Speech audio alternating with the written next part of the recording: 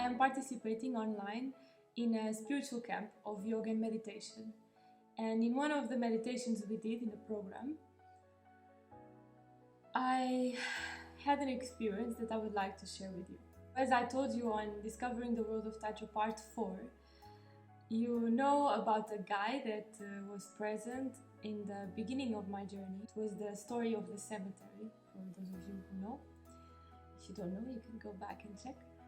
And he was a very big, let's say, important factor in my life, and a very big support, and someone I consider to be the love of my life, I can even say, even though also I feel in my heart deep down, also after 4 years, doesn't take too much time to realize when you practice that the concept of the love of your life, let's say it starts to change a bit, and you have a deeper understanding about love and how these couple relationships work in reality. But still, he is someone extremely important for me. And what I didn't say yet, but I'm gonna tell you now, is that at some point we went separate ways. So we still stayed connected and in each other's life in every way we can, on the phone. I mean, nowadays it's quite easy to keep communication and so on. But he moved to another country and I also moved to another country. And we stayed separate. And this was very difficult for me. I think in the beginning, yes, we were focused on the higher goal, on the spiritual purpose that made us take that decision. And so we were kind of empowered by that. But it stayed always a certain hope that one day we will get back to each other, that we will find our way back and kind of continue our journey together in a more present, also physically together. And now we are almost reaching a point after some years in which we could do that. Either I would move to where he is, or he would move to where I am, or we would both move somewhere. And this was kind of a topic of discussion continuously between us. But in the beginning of this year, I feel we both gave a certain spiritual leap, and we learned a lot of lessons that we had to separately, but quite similar, some of them. And we reached to the conclusion that we had to let go. So it was time to surrender and just accept that this is how it turned out to be and how things developed, and that nothing can take our connection away from each other. But it is a moment to open up to life as life is in reality, to accept that maybe it was what it was and not necessarily meant to be again, and also knowing that things don't really go back to how they were, let's say. Now it would be a completely different relationship. We are completely different in many ways. So it would be again a process of getting to know each other. Of course, what is important to know, we know. It's like our soul is the same. But still, you kind of start from a completely different place. And if it happens, if it is indeed meant to happen, we believe it's gonna happen in a very natural way. And somehow the universe will just put us together again, united in a higher goal that also unites us physically together in the same place. But so far it's not really happening, and after some years we felt, okay, like we have to let go. We have to let go of the attachment that it needs to be, or that we need to make a decision now, because maybe we don't. And during this spiritual camp that I'm part of now, there was a meditation with the godly attribute of godly love, and I felt it was like one of the best meditations I ever did in such a long time, honestly speaking. And I felt completely this state of love. It's put it simple, because of course at the extent that I was able and open to resonate with this energy, but yeah, clearly much more profound and real than what I usually call love, let's say, in my daily life, at the level of consciousness and awareness and beingness that I am most of the time. So it was an ecstatic experience. I was completely for hours exactly as if I made love for a long time and had like higher states of consciousness. It was like unbelievable and super strong and amazing. And from that place, when the meditation finished, I had this inspiration to just stay with eyes closed and just focus on that feeling, on my heart and on the state I was feeling. And when I did this, something connected me with certain blockages that I still have at the level of my heart. And the image, let's put it like this, that my imagination, that my mind created, was of him, of this man, in front of me, in some kind of desert where there's this sand, like wind with sand.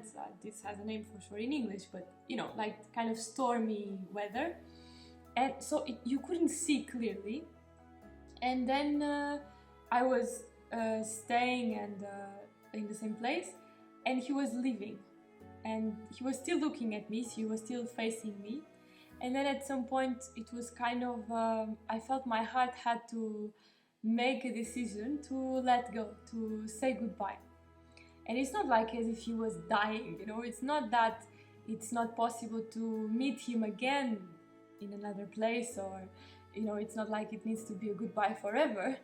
But there was clearly, this was symbolic, I hope you understand, that there was clearly something I had to let go. And I made the decision in that moment to let go, and it was so painful that you cannot imagine. It was extremely painful because the level of attachment was immense, and it still is a bit.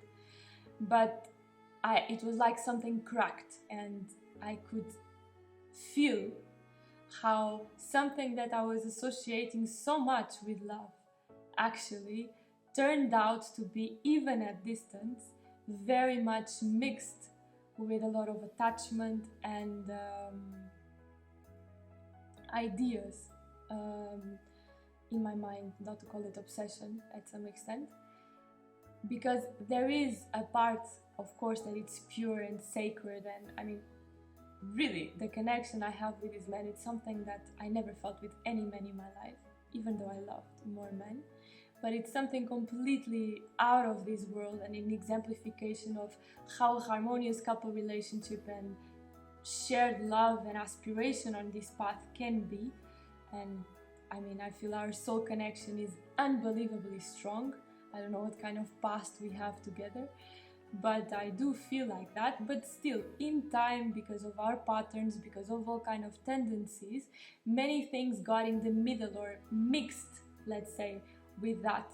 And it gave me an understanding that, imagine I would let go of everything and I would move to him.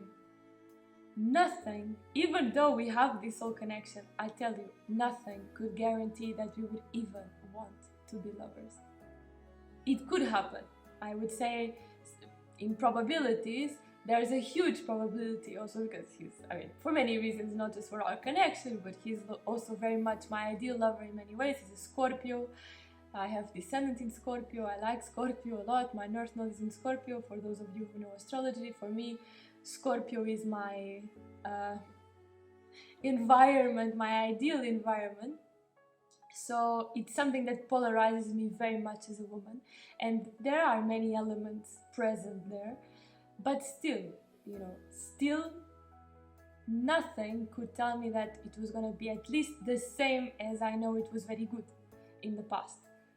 For sure, it would be completely different. So definitely, if we had a common higher goal uniting us, I would take the risk regardless and go. But being my higher goal very much focused on here and now, where I am and doing what I'm doing, giving up on that just because of something that existed in the past is not a good idea. And it was time to surrender and offer that back to God and be open to whatever the future holds, but not still having as an option to compromise, let's say.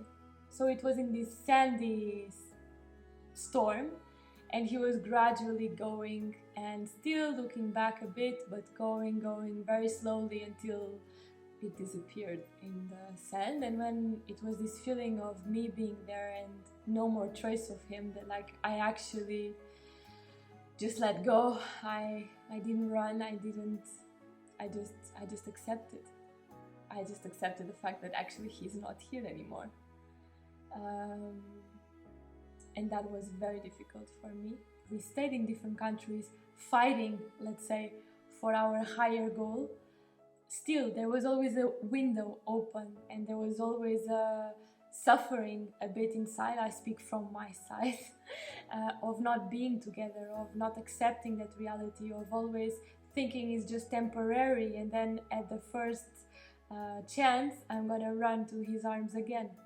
And the fact that you are somewhere and you want secretly to be somewhere else is all the time dragging energy out of you, time, resources, inner resources, and it never really allows you to be present in the present moment and accepting reality as it is. Maybe now other women need to play a certain role in his life for him to learn other lessons, for him to continue his journey. And now I also have other environment and context to also learn more lessons and to move on. So it was a very meaningful experience, not only for this, but also to be able to discern more and more this difference between love and attachment, that many times we let them merge in our mind, and actually they are completely different. And for me, it took a meditation with the godly attribute of godly love, of pure love, let's say, to see that sometimes what I call love, and when I say I love you, I do love that person, or I think I do love that person, but the merge with these ego expectations and projections and fantasies and attachments and all kind of things, it's there very much, also embedded. So it is a lesson that I am learning, and a process of detachment a lot. Not indifference, but detachment. And of course, if I would ever have a chance again to share my life with this amazing man, I will, with all of me. But it was important now to give this step and to have the courage to let go and see what happens.